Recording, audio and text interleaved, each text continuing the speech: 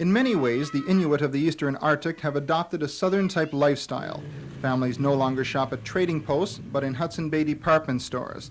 And while sealskins can be found stretched in front of most homes, so too can the high-powered skidoos which have replaced traditional dog sleds. It's this group who promoted the recent plebiscite on dividing the Northwest Territories. They feel a deep-rooted resentment and isolation from the western capital of Yellowknife.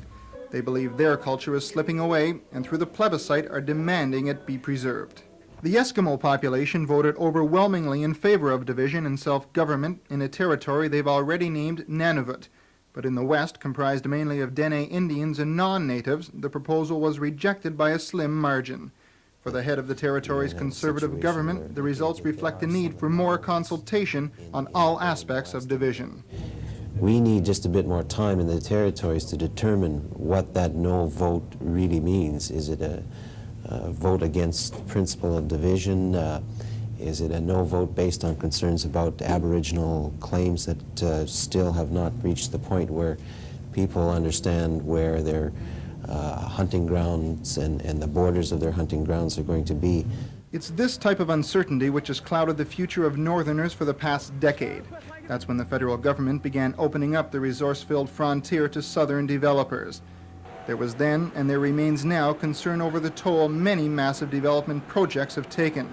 Concern for their land, concern for their culture, and concern for their right of self-determination.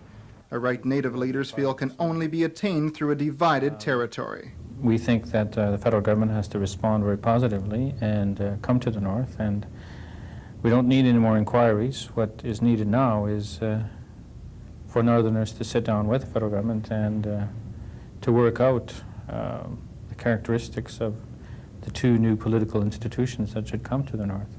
Erasmus was hopeful that process would begin earlier this week in Yellowknife with a visit from Indian and Northern Affairs Minister John Munro. But more pressing matters in Ottawa forced the minister to scrub the Northern swing, a move which did not sit well with Northern leaders.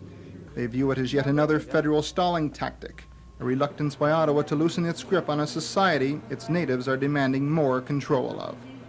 Munro has already stated the government will make a final decision on the issue by at least mid-summer.